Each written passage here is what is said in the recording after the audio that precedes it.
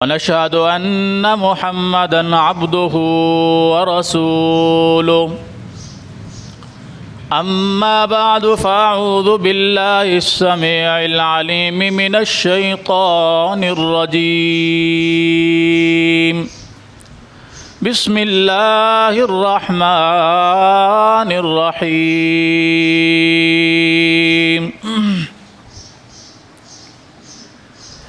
يا أيها الذين آمنوا كتب عليكم الصيام كما كتب على الذين من قبلكم لعلكم تتقون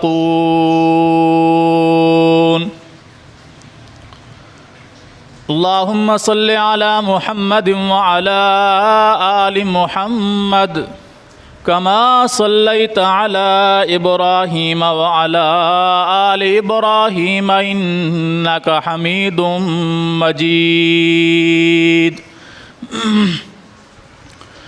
اللهم بارك على محمد وعلى آل محمد كما باركت على إبراهيم وعلى آل إبراهيم إنك حميد مجيد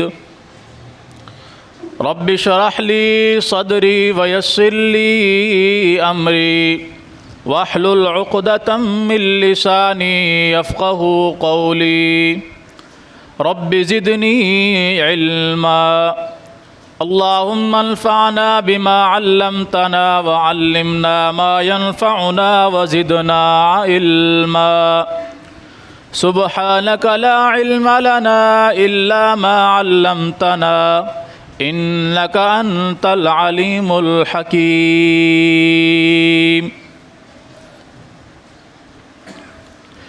ہر قسم کی حمد و ثنا اللہ جل جلالہ کے لیے، بے شمار بے حد و حساب درود و سلام ہوں امام الانبیاء سید الانبیاء جناب محمد الرسول اللہ صلی اللہ علیہ وآلہ وصحبہ وسلم کی ذات گرامی پر۔ اللہ رب العالمین کا بے حساب شکر ہے، اس کی حمد ہے، اس کی ثنا ہے کہ جس رب کریم نے ہماری زندگی میں سعادتوں برکتوں سے بھرا ہوا مہینہ ہمیں عطا فرمایا، جس کے آج 13 روزے مکمل ہو جائیں گے انشاءاللہ۔ پتہ ہی نہیں چلا یہ مہینہ کب شروع ہوا اور کب اتنے دن اس کے گزر گئے۔ قرآن کے الفاظ پہ اگر غور کریں، عموماً عام طور پہ ہم دیکھیں تو یہ مہینہ بھی اتنے ہی دنوں کا ہے جتنے دنوں کے عام مہینے ہوتے ہیں۔ عام مہینے بھی 29 یا 30 دنوں کے ہوتے ہیں چاند کے حساب سے، یہ مہینہ بھی 29 یا 30 دنوں کا ہی ہوتا ہے، کوئی اس میں فرق نہیں ہے کہ یہ کم ہوتا ہے اور وہ زیادہ ہوتے ہیں، لیکن اس کے گزرنے کا پتہ ہی نہیں چلتا۔ اس کی وجہ کیا ہے؟ قرآن نے بیان کی ہے ایام معدودات، یہ گنتی کے دن ہیں، یہ گنتی کے دن ہیں۔ گنتی کے دن تو سارے ہوتے ہیں، لیکن ہم نے کبھی بھی باقی 11 مہینوں میں سے کسی مہینے کو نہیں گنا کہ آج چاند کی یہ تاریخ ہو گئی ہے، آج 2 تاریخ ہو گئی ہے، آج 4 ہو گئی ہے، آج 10 ہو گئی ہے۔ اس طرح شاذ و نادر ذی الحجہ کے مہینے کو گنتے ہیں کہ 10 تاریخ کو عید ہے تو آج 2 تاریخ ہو گئی ہے، 4 ہو گئی، 6 ہو گئی۔ اس طرح رمضان المبارک وہ واحد مہینہ ہے کہ جس کے ایک ایک دن کو ہم شمار کر رہے ہوتے۔ یہاں ہم اسی مجلس میں کتنی دفعہ ذکر کر چکے ہیں کہ آج اتنے روزے ہو گئے، آج اتنے روزے ہو گئے، آج اتنے روزے ہو گئے، اور ہر دوسرے بندے کی زبان پر اس مہینے کا نام ہوتا ہے کہ آج اتنے روزے رہ گئے، اتنے باقی ہیں، پھر اگلے دن اتنے روزے ہو گئے، اتنے باقی ہیں۔ تو یہ بار بار جو ہم شمار کرتے ہیں، یہ قرآن کہہ رہا ہے کہ ایام معدودات، یہ گنتی کے دن ہیں، گنتی کے دن، یعنی اسے متعدد بار گنا جاتا ہے۔ دن میں ہم کئی مرتبہ کہہ چکے ہوتے ہیں کہ آج اتنے روزے ہو گئے، اتنے باقی ہے، حالانکہ جیسے آج 13واں روزہ ہے تو آج شام تک 13واں روزہ ہی رہے گا نا، ہم 50 مرتبہ بھی گن لیں روزہ تو وہی رہے گا، لیکن وہ گنتی کے اندر شامل ہو رہا ہے، اس لیے اس کے گزرنے کا اندازہ ہی نہیں ہوتا، پتہ ہی نہیں چلتا کہ یہ کب شروع ہوا اور کب ختم ہو گیا۔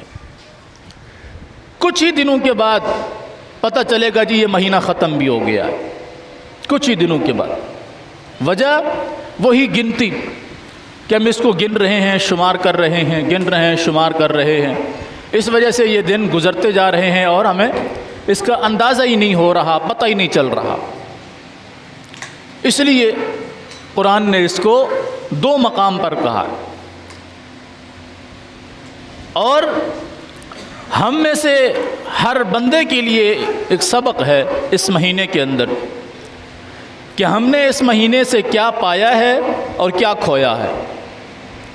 یہ مہینہ تو بڑی تیزی سے اپنے سفر کے اخیر کی طرف رواں دواں ہے، ہم یہ سوچیں کہ ہم نے اس مہینے سے کیا پایا اور کیا کھویا، کتنے دن ہمیں میسر ہوئے، کتنے دن ہم نے چھوڑ دیے، اس کے کس دن میں ہم نے کیا عمل کیا، یہ اصل سوچنے کی بات ہے۔ میں نے کل صبح کے درس میں ایک مثال دی تھی کہ اگر کہیں دور سے کوئی بندہ ہمارا مہمان بنے، بڑی دور سے آئے اور بہت مصروف آدمی ہو، وہ اپنا قیمتی وقت نکال کر، اپنا ذاتی پیسہ لگا کر، وہ سفر کر کے ہم سے ملنے کے لیے ہمارے پاس پہنچے، اسے اور کوئی کام نہیں ہے سوائے ہماری ملاقات کے، ہمارا حال چال پوچھنے، کچھ دن ہمارے پاس رہنے کے علاوہ اسے اور کوئی کام نہیں ہے۔ وہ مہمان ہمارے پاس آ گیا، ہمارا رویہ اس کے ساتھ یہ ہو کہ پہلے دن تو ہم بڑی گرم جوشی کے ساتھ اس کو ملیں، سارا دن اس کے پاس سے ہلیں بھی نہیں، اس کے پاس بیٹھے رہیں، اس کی آہو بھگت کرتے رہیں، لیکن دوسرے دن ہم کہیں کہ یار تم نے تو بیٹھے ہی رہنا ہے لیکن ہمیں بڑے کام ہیں، تم 2 دن رہو، 4 دن رہو، 6 دن رہو، تمہارا گھر ہے، بیٹھو، لیکن ہماری مصروفیت ہے، ہم تمہارے پاس نہیں بیٹھ سکتے، اور وہ تنہا آرام سے بیٹھا ہوا ہے، ہم اسے چھوڑ کر چلے جائیں اپنے کام کاج کی طرف، کوئی بندہ اس کے پاس نہ ہو۔ ایمانداری سے بتائیں، جب وہ بندہ اپنے شہر، اپنے علاقے میں واپس جائے گا، وہ ہماری جا کر تعریف کرے گا کہ میں جن لوگوں کے پاس وقت نکال کر گیا تھا، اپنا وقت نکال کر میں جن لوگوں کے پاس گیا تھا ان سے ملنے کے لیے، ان کی حالت یہ ہے کہ وہ لوگ میرے پاس بیٹھے ہی نہیں ہیں۔ پچھلی آواز تھوڑی سیٹ کرو، پچھلی آواز تو تھوڑی سیٹ کرو، پچھلی آواز۔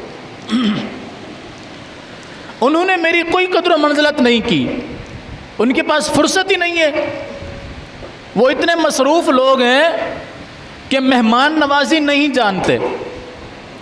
کھانے پینے کو بندے نے کیا کرنا ہے، کھانا پینا بندہ باہر سے بھی کھا سکتا ہے، کپڑے اس نے دھلانے ہیں دھوبی سے دھلا لے گا، کھانا اس نے کھانا ہے ہوٹل سے کھا لے گا، اگر اسے رہنا بھی ہوگا تو وہ ہوٹل میں رہ لے گا۔ ہمارے پاس اتنی دور سے کیا کرنے کے لیے آیا وہ، جب ہمارے پاس اس کے لیے ٹائم ہی نہیں ہے، ہمارے پاس اس کے لیے فرصت ہی نہیں ہے اس سے بات کرنے کی، اس کو ٹائم دینے کی، اس کو گھمانے پھرانے کی۔ ایمانداری سے بتائیں اسے ہمارے پاس آنے کا کوئی فائدہ ہوا؟ جب اسے کوئی فائدہ نہیں ہوا تو وہ واپس جا کر ہماری تعریف کرے گا یا ہماری برائی کرے گا، جسے ہم سے کوئی لالچ نہیں تھا، کوئی غرض نہیں تھا۔ آج تو ہم بغیر مطلب کے کسی کو سلام بھی نہیں کرتے۔ اول تو ہمارا معاشرہ اس نہج پر پہنچ چکا ہے کہ ہم مطلب کے بغیر کسی کو ایک گھونٹ پانی بھی نہیں پلاتے، لیکن اگر بغیر مطلب کہ کوئی بندہ ہمارے پاس آ جائے اور ہم اس کے ساتھ ایسا سلوک کریں تو کیا خیال ہے ہمارے جانے کے بعد ہماری مہمان نوازی کی چرچا ہوگی یا ہماری بدنامی کی؟ تقریباً ہم میں سے اس بات کو ہر بندہ سمجھتا ہے۔ یہ رمضان المبارک اللہ کا مہمان ہے، یہ رمضان المبارک کا مہینہ اللہ کی طرف سے مہمان ہے۔ میں نے پچھلے جمعے ایک حدیث پڑھی تھی جس کا ایک جملہ ہمارے موضوع سے متعلق تھا، میں نے ذکر کیا تھا بالکل آخر میں، کہ رسول اللہ صلی اللہ علیہ وسلم جب سیڑھی پر چڑھ رہے تھے، ممبر پر تشریف فرما ہو رہے تھے، تو آپ نے آمین کا لفظ کہا تھا، جس پر صحابہ کرام نے پوچھا کہ یہ آمین آپ نے آج خلاف معمول کہا ہے؟ تو نبی علیہ السلام نے فرمایا کہ جب میں سیڑھی پر قدم رکھ رہا تھا تو مجھے جبرائیل نے کہا اللہ کی رحمت سے وہ بندہ دور ہو جائے جس کی زندگی میں رمضان المبارک کا مہینہ آئے اور وہ اپنی بخشش نہ کرا سکے۔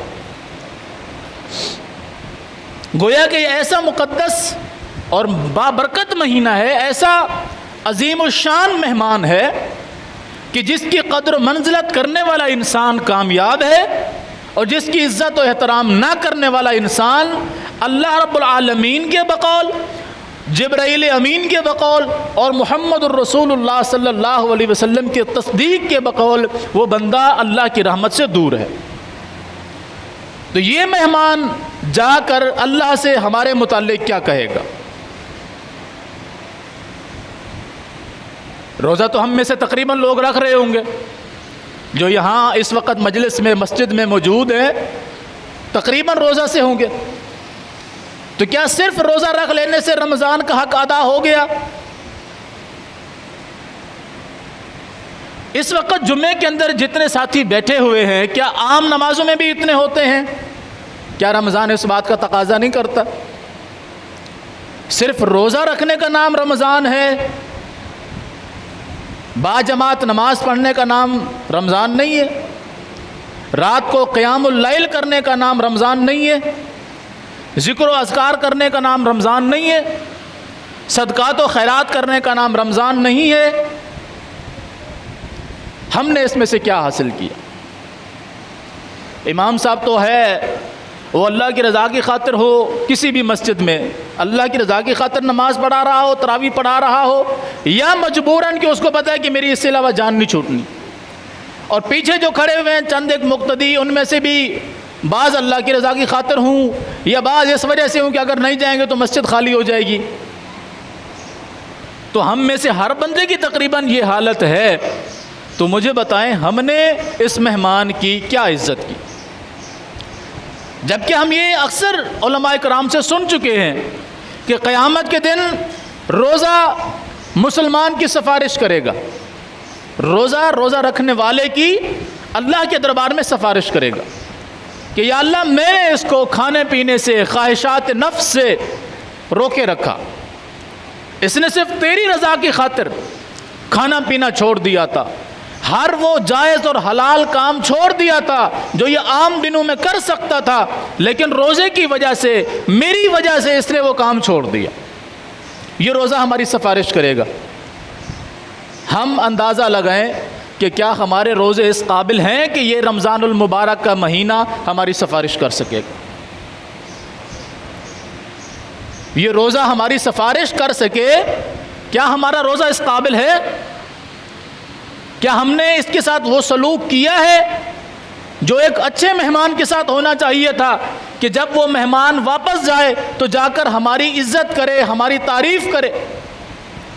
اس نے ختم ہو کر اگلے مہینے نے شروع ہو جانا ہے، رمضان کے بعد شوال شروع ہوگا کہ نہیں ہوگا؟ ساری زندگی تو رمضان نہیں رہے گا، لیکن رمضان ختم ہو جائے گا، ہمارے جتنے اعمال ہیں اچھے ہوں یا برے ہوں اس کا بھی محاسبہ ہوگا۔ اور پھر آپ اندازہ لگائیں کہ جس طرح رمضان کے اندر نیکی کا بدلہ بڑھ جاتا ہے، کئی گنا اس کا اجر بڑھ جاتا ہے، برائی کا معاملہ بھی اسی طرح بڑھ جاتا ہے، برائی کا معاملہ بھی اسی طرح بڑھ جاتا ہے۔ یہ نہیں ہے کہ برائی ہی رہے گی، اتنی ہی رہے گی، وہ نہیں بڑھے گی۔ جو جتنا نیک متقی پرہیزگار ہوگا اس کے نیک عمل کا اجر عام آدمی کے مقابلے میں اس کو زیادہ ملتا ہے. یہ قرآن کا اصول ہے. سورہ احزاب کی آیت پڑھیں. یا نساء النبی من یأت منکن بفاحشۃ مبینہ یضاعف لها العذاب ضعفین. اے نبی کی بیویوں، تم میں سے اگر کسی نے گناہ کیا، اے نبی کی بیویوں تم میں سے اگر کسی نے گناہ کیا تو اللہ تمہیں دگنا عذاب دے گا. حالانکہ گناہ تو گناہ ہے، وہ عام عورت کرے یا نبی کی بیوی کرے، گناہ گناہ ہی ہے نا. لیکن نبی کی بیویوں کو تنبیہ کی جا رہی ہے کہ تمہیں دگنا عذاب دیا جائے گا. کیوں؟ کہ تمہاری شان، تمہارا مقام، تمہارا مرتبہ باقی خواتین سے بہت بلند ہے. لستن کاحد من النساء، تم عام عورتوں کی طرح ہو ہی نہیں، تم عظیم الشان مرتبے والی خواتین ہو. تو قرآن بتاتا ہے جس انسان کا مقام اور مرتبہ، عزت و احترام زیادہ ہو، اس کے اجر نیکی کا اجر بھی اس کو زیادہ ملتا ہے، اور اگر اس سے گناہ ہو جائے تو اس کی سزا بھی اس کو ڈبل ملتی. تو رمضان کے مہینے کے اندر بھی اگر انسان کو عمل کرنے کی وجہ سے اس کے اعمال کے اجر میں اضافہ کر دیا جاتا ہے تو برائیوں کے اندر بھی اسی طرح کا معاملہ ہے. تو ہم اپنا محاسبہ کریں کہ ہم نے اس رمضان سے کیا حاصل کیا. روزہ ہماری سفارش کرے گا، روزہ دار کی سفارش کرے گا کہ اس نے دن بھر کھانا پینا چھوڑ دیا، خواہشات نفس کو چھوڑ دیا، ہر جائز و حلال کام کو چھوڑ دیا صرف تیری رضا کی خاطر. اللہ اس کی سفارش کو قبول کرے گا روزہ دار کی حق میں. اور روزہ داروں کے لیے اسپیشل دروازہ ہے، اسپیشل دروازہ باب الریان، جہاں سے روزے دار کے علاوہ کوئی جنت میں داخل نہیں ہوگا. جنت کے 8 دروازے ہیں اور ہر ایک کا نام ہے. یہ نمازیوں کے لیے ہے، یہ حاجیوں کے لیے ہے، یہ زکوٰۃ ادا کرنے والوں کے لیے ہے، یہ صدقات و خیرات کرنے والوں کے لیے ہے، یہ روزہ داروں کے لیے ہے. روزہ دار کے علاوہ اس دروازے سے کوئی بندہ داخل نہیں ہو سکے گا. اور ایک دن نبی علیہ الصلوۃ والسلام مجلس میں بیٹھے ہوئے تھے تو آپ نے فرمایا، جنت کے دروازوں کے نام لیے اور ان کی فضیلتیں بیان کی. تو ابو بکر صدیق رضی اللہ تعالیٰ عنہ کہنے لگے، اللہ کے رسول صلی اللہ علیہ وسلم کیا کوئی خوش نصیب ایسا بھی ہوگا؟ کیونکہ آپ فرما رہے تھے کہ جنت کے جتنے دروازے ہیں تو وہ اعمال کرنے والے لوگ ایسے ہوں گے کہ جب وہ جنت کے قریب جائیں گے تو وہ دروازے خود بخود ہی ان کو بلائیں گے، دروازوں کے دربان انہیں اپنے دروازے کی طرف داخل کرنے کے لیے آوازیں دیں گے. تو وہ بکر صدیق فرماتے ہیں، اللہ کے رسول کیا کوئی ایسا خوش نصیب ہے کہ جسے جنت کے 8 دروازوں سے آواز دی جائے؟ جب وہ جنت کے قریب جائے تو 8 دروازوں سے اس کو جنت میں داخل ہونے کی آواز دی جائے. کوئی ایسا خوش نصیب بھی ہے؟ نبی علیہ الصلوۃ والسلام نے فرمایا، ابو بکر تم ان میں سے ہو. سبحان اللہ. آج لوگ انہی کو بھونکتے ہیں. میں کہتا ہوں اللہ کی قسم، یہ اسلام صحابہ کی مرہون منت ہم تک پہنچا ہے. آج انہی کو لوگ بھونکتے. عظیم المرتبہ صحابی جنہیں جنت کے 8 دروازے آواز دیں گے کہ ابو بکر یہاں سے داخل ہو جاؤ، گویا کہ جنت یہ سعادت سمجھے گی کہ ابو بکر اس دروازے سے داخل ہو. تو باب الریان جس سے روزہ دار داخل ہوگا، کب؟ جب اس نے روزے کے تقاضوں کو پورا کیا ہوگا. ہمارے روزوں کی طرح نہیں. ہم روزہ بھی رکھتے ہیں، چغل خوری بھی کرتے ہیں، روزہ بھی رکھتے ہیں، جھوٹ بھی بولتے ہیں، روزہ بھی رکھتے ہیں، فراڈ بھی کرتے ہیں، روزہ بھی رکھتے ہیں، برائی بھی کرتے ہیں، برائی بھی دیکھتے ہیں، برائی بھی سنتے ہیں. تو ایسے نہیں چلے گا کام. ہم نے رمضان کی کیا قدر کی ہے، کیا اس کی عظمت کو سمجھا ہے. رمضان تو اہل ایمان لوگوں کے لیے ایک عظیم الشان مہینہ تھا، بابرکت مہینہ تھا، جس میں ان کے گناہوں کی بخشش کے مواقع تھے. اور پھر روزے کے ساتھ قرآن اللہ کے دربار میں سفارش کرے گا کہ رات کو میں نے اسے سونے سے منع کیا، مجھے پڑھتا تھا، دن کو یہ میری تلاوت کرتا تھا، رات کو یہ میری تلاوت کرتا تھا، میری وجہ سے اس نے اپنے آرام کو چھوڑ دیا تھا، لہٰذا میری سفارش اس کے حق میں قبول کی جائے. کیا ہم نے پڑھا؟ کیا ہم نے قرآن کو اس نیت سے پڑھا؟ ممکن ہے ہم پڑھتے تو ہوں قرآن، لیکن کبھی اس نیت سے بھی پڑھا ہے کہ اے قرآن تجھے اس نیت سے پڑھ رہا ہوں کہ میرا رب مجھ سے راضی ہو جائے اور تو میری قیامت کے دن سفارش کر سکے کہ میں نے اللہ کی رضا کی خاطر تجھے پڑھا ہے؟ کبھی یہ نیت بھی کر کے دیکھیں ہم؟ پڑھ تو ویسے لیتے ہیں، کچھ نہ کچھ آیات، کچھ نہ کچھ صورتیں ہم قرآن کی پڑھ لیتے ہیں، لیکن کبھی اس نیت سے بھی پڑھیں کہ اے قرآن تو اللہ کی مقدس کتاب ہے اور تجھے پڑھنا اللہ کی رضا کی خاطر ہے کہ تیرے ایک ایک حرف پر 10 نیکیاں میرے پیغمبر نے بیان فرمائی ہیں، تو قیامت کے دن میری سفارش کرنا۔ یہ قرآن اپنے پڑھنے والے کی سفارش کرے گا۔ کیا ہم نے اس کو پڑھا ہے؟ روزہ سفارش کرے گا، ہم نے پڑھا، ہم نے روزہ رکھا؟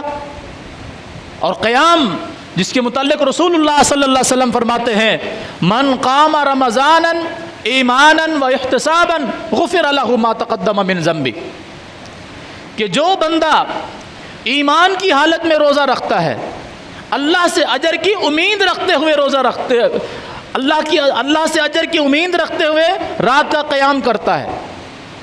من قام رمضان، جس نے قیام کیا رات کو، یعنی رات کو تراویح پڑھی، وہ جماعت کے ساتھ پڑھے یا اکیلا پڑھے، پڑھے اللہ کی رضا کی خاطر، پڑھے اللہ کی رضا کی خاطر، اپنے اوپر بوجھ سمجھ کر نہیں کہ میں نے دن کو روزہ رکھنا ہے، رات کو قیام نہیں کروں گا تو دل ملامت کرے گا، دیکھو تم نے رات کو قیام نہیں کیا، اب روزہ رکھا ہوا ہے، اس وجہ سے نہیں، بلکہ اللہ کی رضا کی خاطر وہ رات کو قیام کرے، ایمان کی حالت میں ثواب حاصل کرنے کی نیت سے۔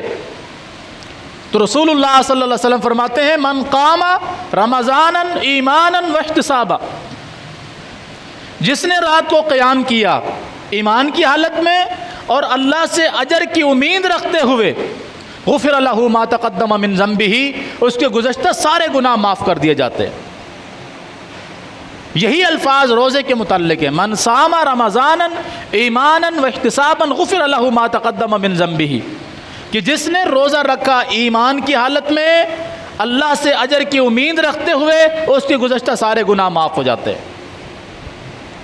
یہاں ایک بات ضرور سمجھیں کہ روزے کے متعلق بھی یہی بات بیان فرمائی، قیام کے متعلق بھی یہی بات بیان فرمائی کہ جس نے ایمان کی حالت میں روزہ رکھا، جس نے ایمان کی حالت میں قیام کیا، اس کے گزشتہ گناہ معاف ہو جائیں گے۔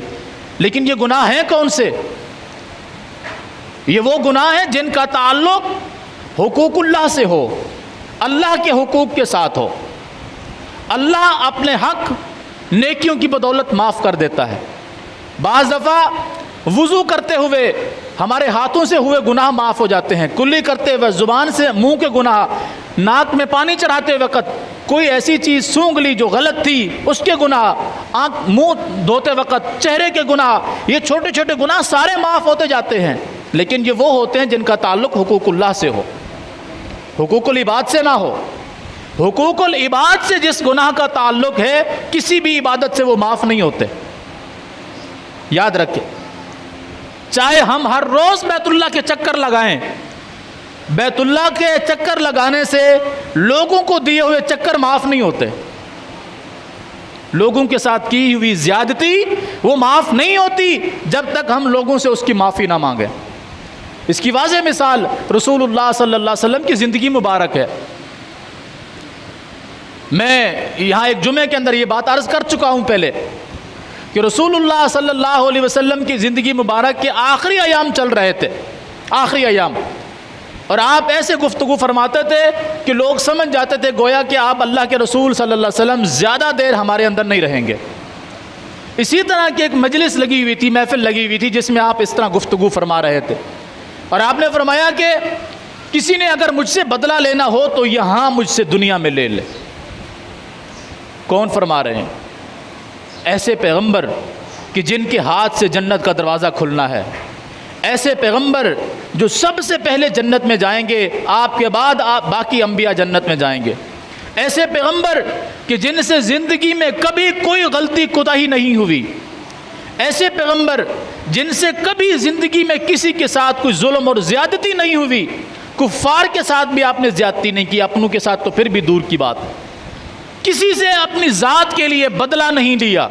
وہ پیغمبر فرما رہے ہیں کہ کسی نے مجھ سے بدلہ لینا ہو تو میں نے کسی کے ساتھ کوئی زیادتی کر دی ہو, کوئی غلطی مجھ سے ہو گئی ہو, دنیا میں مجھ سے بدلہ لے لو, آخرت میں اس کا حساب نہیں دے سکوں گا.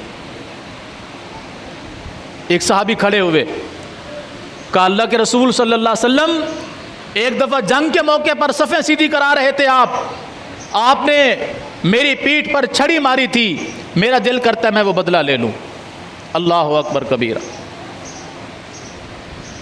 صحابہ کرام حیران ہیں, پریشان ہیں, کیا ہو گیا اس اللہ کے بندے کو, پیغمبر سے بدلہ لینا چاہتا ہے, جس پیغمبر کی بدولت اسے ایمان نصیب ہوا, جس کے چہرے انور کو دیکھ کر یہ جنت میں داخل ہوگا, اس سے بدلہ لینا چاہتا ہے. نبی علیہ الصلوۃ والسلام نے فرمایا اسے آنے دو. صحابہ کرام حیران و پریشان ہیں کہ یہ اللہ کا بندہ ہم سے بدلہ لے لے, ہمارے ٹکڑے ٹکڑے کر دے, لیکن ہمارے پیغمبر کی طرف نہ بڑھے. آپ نے فرمایا اسے راستہ دو, آنے دو آگے. وہ آگے آیا اور کہنے لگا اللہ کے رسول صلی اللہ علیہ وسلم اس دن آپ کے ہاتھ میں چھڑی تھی, میں تو خالی ہاتھ ہوں. صحابہ کرام کی حیرانگی اور بڑھ گئی, یہ بدلہ لینے بھی جا رہا ہے اور اس طرح جا رہا ہے. آپ نے فرمایا اسے چھڑی لا کر دی جائے. چھڑی لا کر اسے دی گئی. پھر وہ اور آگے قریب بڑھا, کہتا اللہ کے رسول صلی اللہ علیہ وسلم اس دن میری پیٹھ پہ کپڑا نہیں تھا, آج آپ کی پیٹھ پر کپڑا ہے. اللہ اکبر. رسول اللہ صلی اللہ علیہ وسلم نے اپنے جسم مبارک سے کپڑا اتار دیا.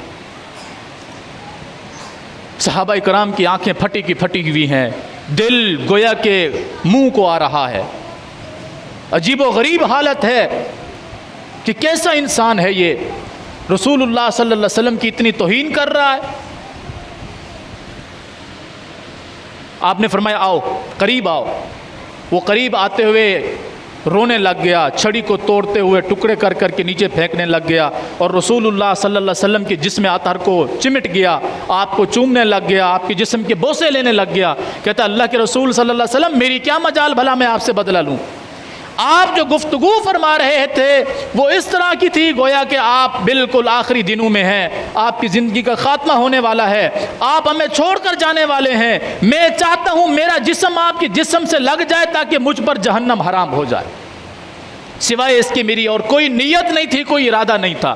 اس طرح میں آپ کے قریب کیسے ہو سکتا تھا؟ مجھے ایک بہانہ مل گیا آپ کے جسم اطہر کو چومنے کا, آپ کو ٹچ کرنے کا. یہ پیار, یہ محبت اپنی جگہ پر.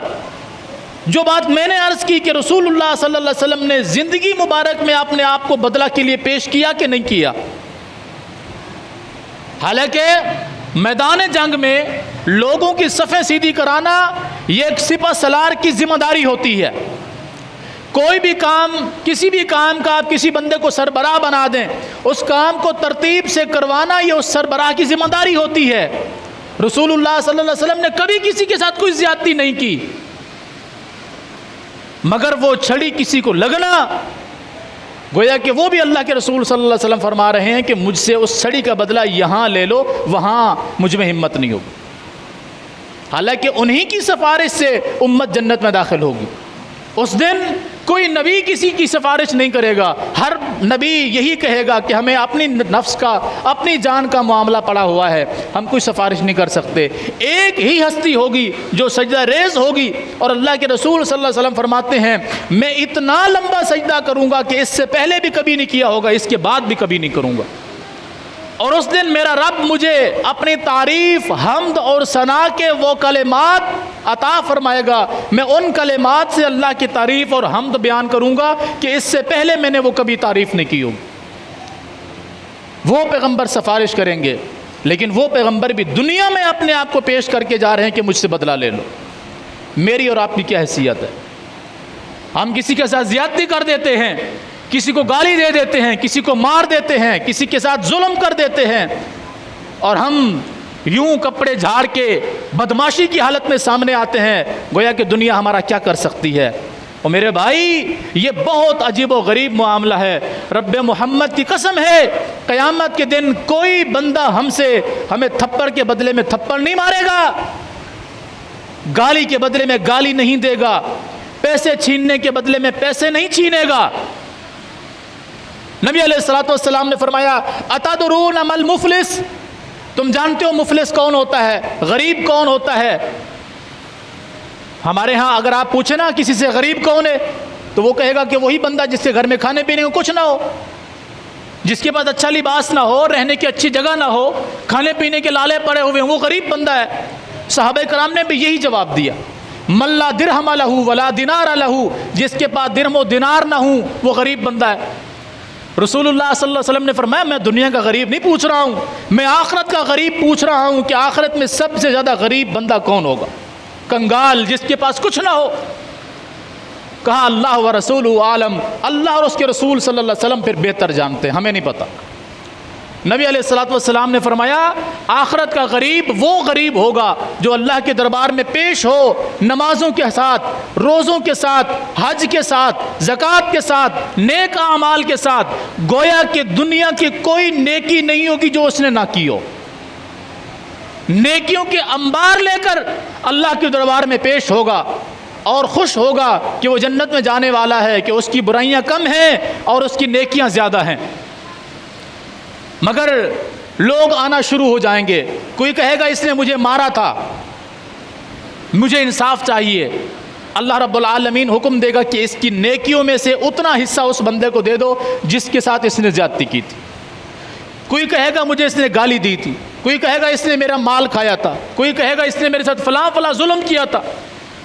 وہ ساری نیکیاں جو تھوڑی دیر پہلے اس بندے کے پاس موجود تھیں، وہ تھوڑی تھوڑی کر کے حصے داروں کو جتنا ان کا حصہ بنے گا اتنا ان کو دیا جائے گا، یہاں تک کہ اس کی نیکیاں ختم ہو گئی ہیں، اب صرف گناہ بچ گئے ہیں، لیکن حصے دار اب بھی باقی ہیں، لینے والے اب بھی باقی ہیں۔ اب کیا ہوگا؟ اب ان کی برائیاں جتنی جتنی ان کا حق بنتا ہے ان کی اتنی برائیاں اٹھا کر اس کے سر پہ ڈال دو اور اس کو جہنم میں داخل کر دو۔ یہ قیامت کے دن سب سے غریب بندہ ہوگا۔ تو رمضان المبارک کے دنوں میں، رمضان جو ہمیں یہ کہتا ہے اللہ کا قرآن، رسول اللہ صلی اللہ علیہ وسلم کا فرمان کہ رمضان کے اندر رکھے گئے روزے گناہوں کی بخشش کا سبب ہیں، اس کے اندر کیا گیا قیام گناہوں سے بخشش کا سبب ہے، قرآن کی تلاوت، ذکر و اذکار گناہوں سے بخشش کا سبب ہے۔ تو یہ وہ گناہ، وہ زیادتیاں ہیں جو حقوق اللہ کے معاملے میں ہوں، حقوق العباد کے معاملے میں نہیں۔ اگر ایک تھپڑ بھی کسی کو مار دیا ہے، آپ کی ساری زندگی کے روزے بھی اس کو ختم نہیں کر سکتے جب تک آپ اس سے معافی نہ مانگیں۔ تو رمضان ہمیں بہت کچھ سکھانے آیا ہے۔ ہم نے اس سے کیا حاصل کیا، کیا سیکھا، کیا ہم نے اس کی قدر و منزلت کی، کیا واقعتاً یہ رمضان ہماری سفارش کا سبب بنے گا؟ اگر تو ہم نے رمضان کے ساتھ یہ سلوک کیا ہے تو الحمدللہ، اور اگر اس کے برعکس ہمارا معاملہ ہے جو کہ حقیقت میں ہے تو پھر ہمیں افسوس کرنا چاہیے۔ جتنے دن مزید بچ گئے ہیں اس کے اندر کم از کم ہم اپنی ایسی تیاری کر لیں کہ یہ قیامت کے دن ہماری نجات کا سبب بن جائے۔ اس کے ساتھ ساتھ دنیا کے اندر رہتے ہوئے اپنی زندگی میں کسی کے ساتھ کمی کر دی، زیادتی کر دی، ظلم کر دیا، گالی دی، کچھ بھی کیا، اس کی تلافی کر لیں، اس لیے کہ یہ نیکیاں جو ہم کر رہے ہیں یہ ہماری محفوظ رہ جائیں۔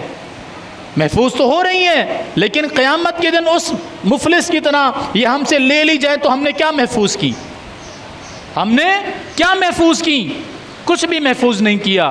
محفوظ کرنے کا طریقہ یہ ہے کہ جس کے ساتھ زیادتی ہو گئی ہے اس سے معافی مانگیں، اس سے اپنا معاملہ یہیں سیٹ کر کے جائیں، یہیں پر۔ عموماً آپ نے دیکھا ہوگا لوگ عمرے پہ جا رہے ہوتے ہیں تو لوگوں کے گھروں میں دروازے کھٹکا کے کہہ رہے ہوتے ہیں جی میں عمرے پہ جا رہا ہوں مجھے معاف کر دینا۔ کہ تم جا رہے ہو جاؤ، مجھے معاف کر دو۔ ساری زندگی اس کو یاد نہیں آیا، اب اس کو یاد آیا، صرف یہ بتانا چاہتے ہیں کہ میں عمرے پہ جا رہا ہوں، میں حج پہ جا رہا ہوں مجھے معاف کر دینا۔ بھی تم جاؤ حج پہ، لوگوں سے معافی مانگنے کے بعد کیا تمہارا حج ہو جائے گا اگر تمہارا پیسہ حرام کا ہے تو؟ لوگوں سے معافی مانگنے کے بعد تمہارا عمرہ ہو جائے گا اگر تمہارا پیسہ حرام کا ہے تو یہ سارے معاملات ہم دیکھ رہے ہوتے ہیں صرف دنیا کو دکھانے کے لیے، کبھی اپنے رب کو راضی کرنے کے لیے بھی، اپنے نفس کو پاک کرنے کے لیے بھی یہ معاملات اگر ہمارے ہو جائیں تو بڑی کامیابی کی بات ہے۔ اقول قولی ھذا واستغفر اللہ لی ولکم ولسائر المسلمین۔